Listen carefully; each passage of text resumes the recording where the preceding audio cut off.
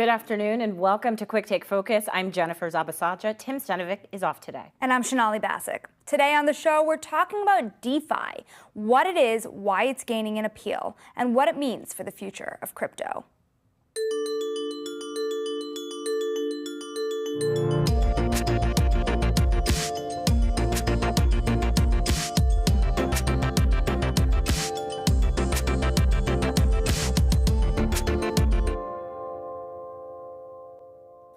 So Shanali, really fitting that we're talking about DeFi today because it's really taking off. It's really having a moment. And you are somebody who has followed it very closely. Can you just tell me, what is the big deal? Why are people so obsessed with it? DeFi is decentralized finance. So it's a way to do banking activities on decentralized ledgers. The way it works right now is the investment products, the lending products, the yields can be huge. 20%, 9%. Think about that. Interest rates are below 1.5%. So it's could be very lucrative, but we've seen people lose a lot of money in this as well. Very experimental, not insured by the FDIC. And so it is really like lending somebody money without knowing whether you get it back. So today to talk about it here more is Lee Drogan, founder and CEO of Estimize, a financial estimate crowdsourcing website and longtime crypto investor now. Lee, thank you for being here. Help us understand on a very basic level how people can understand DeFi and how they invest in it. Yeah, so if you think about the core purpose of cryptocurrency, putting aside the libertarian privacy aspects to it, and even kind of the technological aspects, which are interesting, the core of it is really an incentive structure. It's an incentive structure to bootstrap network effects. And when we think about financial products, we need liquidity in those financial products in order for them to work at scale. So DeFi is basically taking a set of smart contracts and turning them into a lending protocol or a non-custodial asset management protocol or a brokerage. There are a lot of different incarnations of DeFi and pieces of the financial infrastructure that basically take away the intermediary of a bank or an institutional broker or some other piece of the financial system and basically hand it to this piece of code. And in many ways, it works a lot better because we don't have to pay that intermediary like a bank that kind of 300 basis points for sitting in between the Fed and you when you want to lend, when you want to borrow. On the other side, you're dealing with a piece of code, and sometimes they're not written very well. And sometimes, like yesterday, they fall apart. And so, we're just at a very nascent stage of this whole thing, but theoretically, it's a lot more efficient. Well, and Lee, that's what I was going to ask. I mean, why would somebody get into this if, especially considering what you just said, there could be potential hiccups in the intermediary because it is code and not an actual person or institution? Yes, so there's going to be a lot of talk about regulation coming over the next couple of years. My view on this is this. The current regulatory environment for our legacy financial system is designed really to monitor the intermediaries because they're the ones that can really screw the individuals over. And we've seen that again and again and again and again. When we're dealing with DeFi, when we're dealing with pieces of code, we don't necessarily need to regulate the code itself, because the code is just what it is. It can't screw you over. There's no institution running that code that can change it or can screw you at any given time. But what can happen is the code can be written poorly and it can be full of holes and it can get hacked. So what really needs to happen is we need a very robust set of institutions, so to speak, to look at the code before it's released, or basically whitelist it so that regular people operating inside of this new financial system can trust that it's designed well. Yesterday, we saw one that wasn't designed well. We also saw one, Alchemix, that is designed well, but a very new piece of the system wasn't designed perfectly. And so that kind of fell apart. There's going to be more of these coming, but the regulatory structure that we've had historically isn't necessarily the right one to make sure that people using this system use it well. Well, yeah, that's the other thing about this, right? People making sure that they use it well. So we spoke yesterday, for example, to Jesse Powell, the CEO of Kraken, who said he's really worried about retail investors in particular getting into this. It made it seem almost like this is a market that's for the guys that know how to use it and know the technology. Would you recommend that an everyday investor starts to use it, right? You see people on TikTok and others who are making thousands of dollars this summer by getting into DeFi. Yeah, so there are two ways to think about this. The first way is the more kind of philosophical aspect of the whole thing, which is that the casino is the boot program for the liquidity in the system. And by that, I mean this.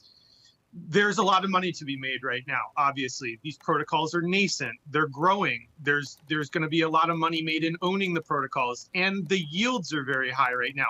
But they're high for a reason, because there is risk, because it's basically being used to gain leverage on your crypto holdings. We're not really at the point yet where the average person should be stepping in to use DeFi as a personal loan or something like that. We're just not there yet. We will get there. But the casino aspect to it is what draws the capital in.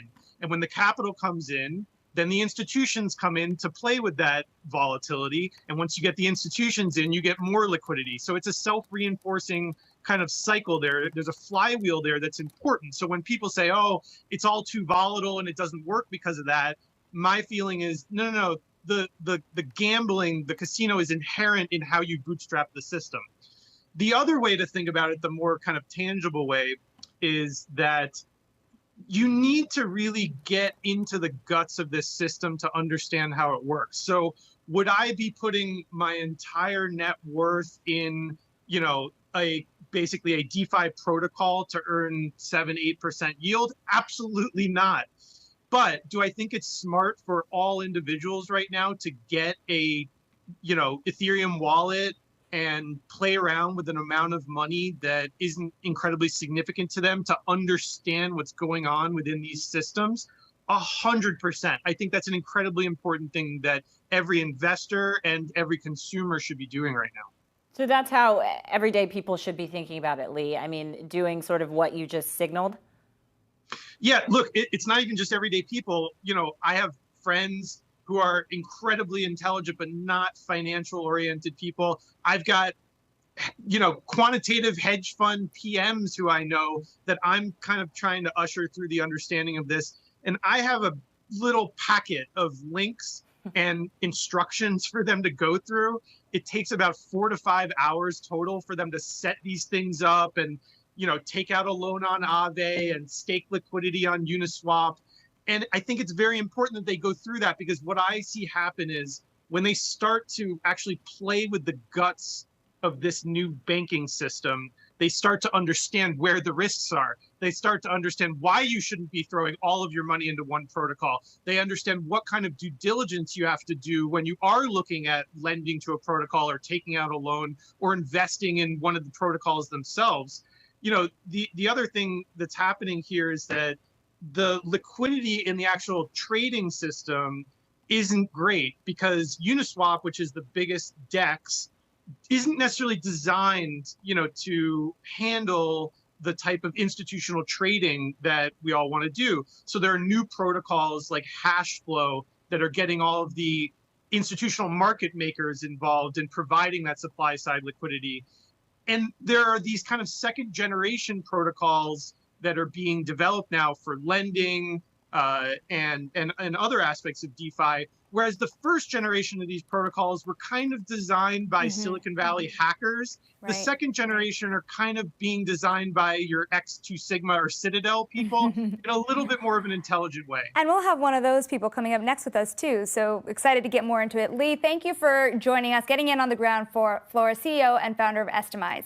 Thank you for your time. Coming up, how DeFi is changing the way businesses and traders look at investments. We're back in 2 minutes. This is Quicktake Focus.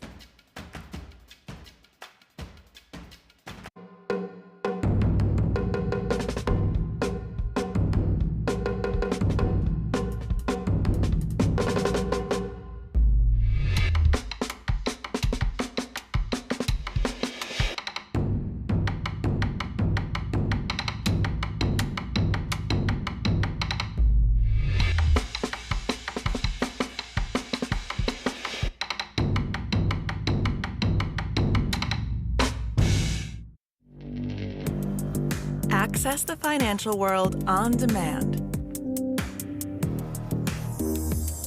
Hear from leading economists, policymakers, and industry experts via live and on-demand webinars, only from Bloomberg. Start exploring to see what's moving the markets. Visit Bloomberg.com/webinars. Our generation's biggest problem. Climate change is happening. And the world's most innovative solutions. Transport, industry, buildings, electricity, all of those things. Everything you need to know about our changing environment, the politics of global warming. We can and we will deal with climate change. In the fight against climate change, Bloomberg Green has you covered.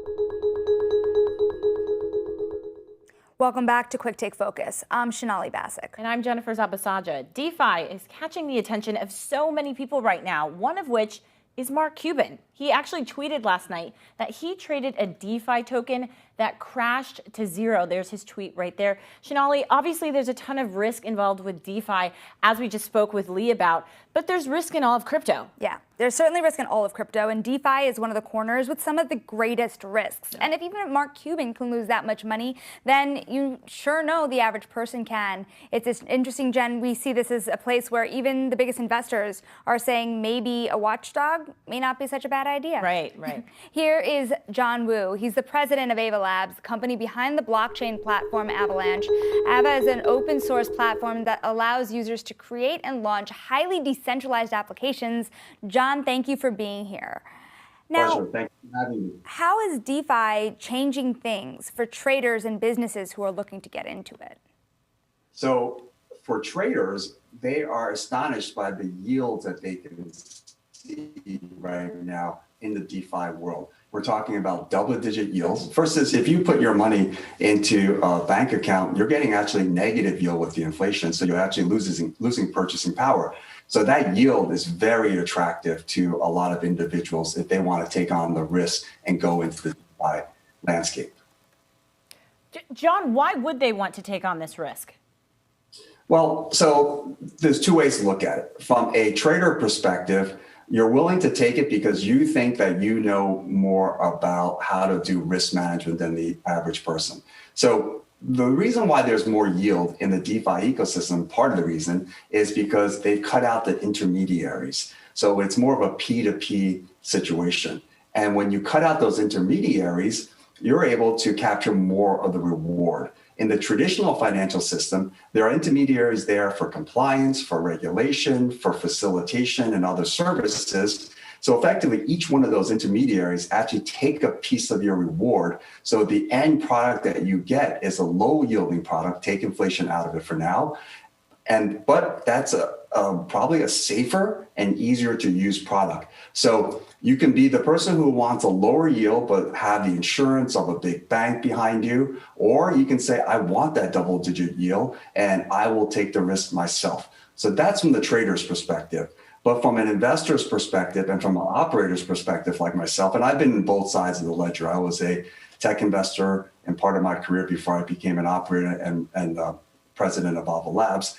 From an operator's perspective, this is possibly the greatest business model out there, the decentralized way to create financial services and products. And what I mean by that is if you look at, and Mark Cuban talked about this as well, suddenly you're raising capital in a different way instead of going back to VCs or other Wall Street shareholders, using that capital to then create a business to provide a service or product. Suddenly the users of that product, the individuals in DeFi, are also the same people that are providing the capital and getting the rewards. And so instead of like this traditional capital structure, suddenly you may even have a more efficient capital structure because you in the DeFi community are part of the ownership in theory and user, as opposed to if you're a bank, there's a shareholder and then there are services provided by the bank for the individual user. Well, that's the big question here. When I talk to folks in the banking industry,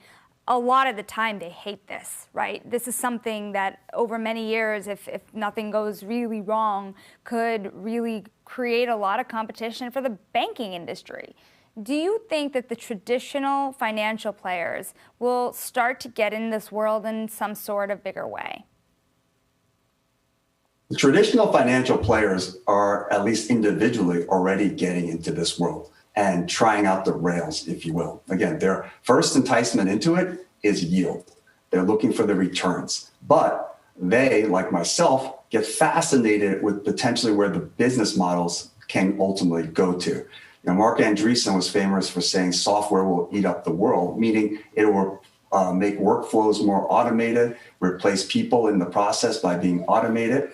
Well, now you are actually encoding the business logic into the smart contract, into the code. That's the next level of getting rid of the operational expenses you need to run something or a company. So this is the ultimate high margin ecosystem you can develop. I mean, I think you flashed earlier about $60 billion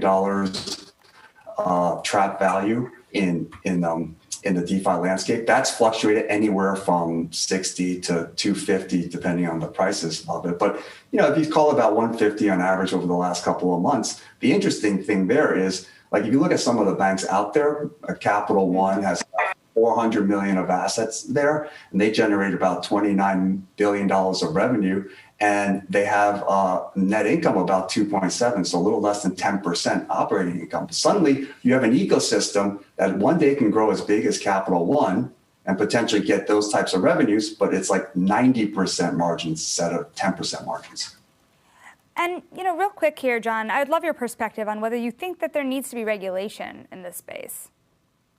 It's going to come at some point. Right now, frankly, it's a giant petri dish of financial and computer science innovation, genius, and fraud all in one thing. And I think that your previous guest said it really well, which is like the capital coming in, chasing the yields, is helping the companies in the system develop new products and better products and showing the world what a more streamlined business can be, giving the users more control of their own governance as well as their own, frankly, empowering their financial future themselves. Really great stuff. John Wu, president of Ava Labs, thank you so much for your time and for joining us on this Quick Take Focus. Coming up, where DeFi goes from here and how it may change the crypto market. We're back in 2 minutes. This is Quick Take Focus.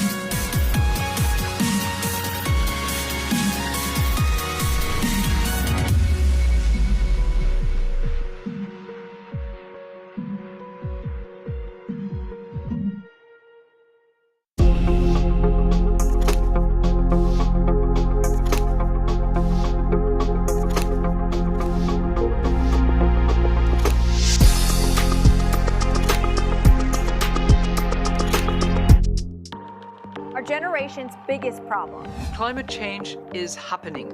and the world's most innovative solutions. Transport, industry, buildings, electricity, all of those things. Everything you need to know about our changing environment, the politics of global warming. We can and we will deal with climate change.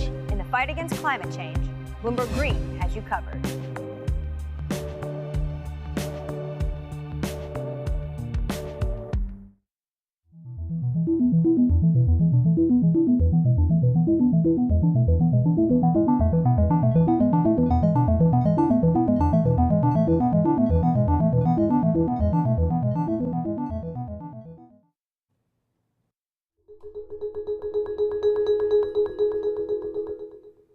Welcome back to Quick Take Focus. I'm Jennifer Zabasaja. I'm Shanali Bassick. We are going to talk about the next set of DeFi projects here with Tarun Chitra. He's the founder and CEO of The Gauntlet, a simulation platform for building financial models of blockchain protocols and applications. Tarun, thank you for being here. Great to be here. Give us the big picture here. What's the goal of DeFi? Is it for the underbanked here, or is it to automate Matt Levine's old job? Yeah, so, I think there's been a lot of people who've kind of sold the vision of, providing financial services to the underbanked, kind of getting dollarization throughout the world. But, a lot of what I see nowadays reminds me of, the 1980s in electronic trading, where electronic trading just started. People were kind of trading over bulletin boards and doing kind of, the earliest stages of derivatives trading on exchanges. Before then, it was sort of over the counter and you were calling brokers. And what we're seeing right now in DeFi is sort of the next generation of that, where there's even more complicated derivatives contracts that are able to have instant settlement, instant finality, and they kind of we're able to trade them. And that, in a lot of ways, is automating the job of a derivatives lawyer like Matt Levine used to be. And Tarun, we've been talking to our past two guests about how it's different, how the intermediary is no longer or a person or an institution, it is code. So considering sort of the risks that come with that, why would somebody sort of take the risk and be involved in the DeFi space? Yeah, so there's a couple of reasons. Number one is there's a lot of transparency into how certain financial products are evaluated. So for instance, if I were trading interest rate swaps in traditional finance, I might not actually know exactly how the calculation is made. In a lot of ways, you rely on indexes, things like LIBOR, things like SOFR, that are controlled by a very small set of people. The precise inputs to them are kind of also controlled by a small set of people. On the other hand, in DeFi, the entire methodology for how indexes are constructed, how indexes are rebalanced, how things are traded is completely public and open source. And that is a huge difference in transparency. So if you understand how rates are computed, if you understand how certain transactions happen, and you understand how information is aggregated, you have a much better way of understanding risk in these systems. And right now, of course, even when you have billionaire investors like Mark Cuban sort of falling over themselves because they don't understand some of these risks, it's a little hard, but it does really resemble sort of the 1980s in options trading, right? We had to have the 1987 savings and loan crash to really learn how to understand options risk, I would say, in a lot of ways. Tarun, the other thing too, you've got the San Francisco vibe going on, but you're in New York, and not only that, you're not just a blockchain Bitcoin guy, right? You worked before at one of the world's largest quantitative hedge funds, right? When we spoke a little earlier to Lee Drogan of Estimize, that's something he had mentioned, that kind of the next wave of DeFi and decentralized finance is going to come from people like you, right? And so how do you think that this can really, do you really believe, actually, that in the next given period of time, that this can overhaul the financial system as we know it? I think the best way to think about it is it's a way of automating lawyers. It's a way of removing legal costs at banks and financial institutions, because you can basically automatically have settlement, automatically have pricing in a transparent way, and you don't rely on these counterparties to tell you, like, this is the current volatility surface, or this is what this trade will be executed at. And I think that is sort of the green pastures that we haven't seen in quantitative finance, because if you go to a big quant firm, even the biggest ones maybe will have their own prime broker, but most people rely on a prime broker They rely on relationships with people at banks, and they don't totally have transparency into the product construction, product creation. There's this amazing thing in DeFi where you can create and destroy a financial product really easily compared to normal finance. Normal finance, I think you'd need a lot of lawyers. You'd need to figure out the legal settlement. You would also need to go deal with custodians and banks and sort of intermediaries of that form. And I think there's sort of this idea that, hey, if we actually remove them and automate them, we can actually make more complex financial products, but we can also price the risk into them much more directly. We don't have to wait for, say, the mortgage crisis where the underwriters had to say that there were a bunch of failed loans, and then once those loans failed, a few months later, then like the security price would reflect that those failed. In DeFi, information propagates instantly. Tarun, what about, we talked, you were there. We talked to Jesse Powell last night from Kraken on Twitter Spaces. He was really worried about these retail investors. Do you think that these are products that are made for everybody? I think this is the problem with the crypto having these kind of bipolar narratives of, hey, we're going to bank the unbanked and El Salvador is going to have Bitcoin. And on the other side, we're like, hey, we're going to actually recreate much more complicated derivatives than mortgage-backed securities, but also make them easy to price. And those are two very different ethoses. And I think the problem is in any kind of early ecosystem that has a lot of financialization, you're inevitably going to have this thing where people mix up which side of that they're on. But I do think in the long run, we will learn the best practices for risk. We will build kind of tools for really assessing this in the same way that people assess options and derivatives in the normal markets. Tarun, thank you so much for joining us. That's Tarun Chitra, founder and CEO of Gauntlet in Brooklyn. Thank you. In Brooklyn. Trying to trick us here. We'll have you back next time, hopefully in studio.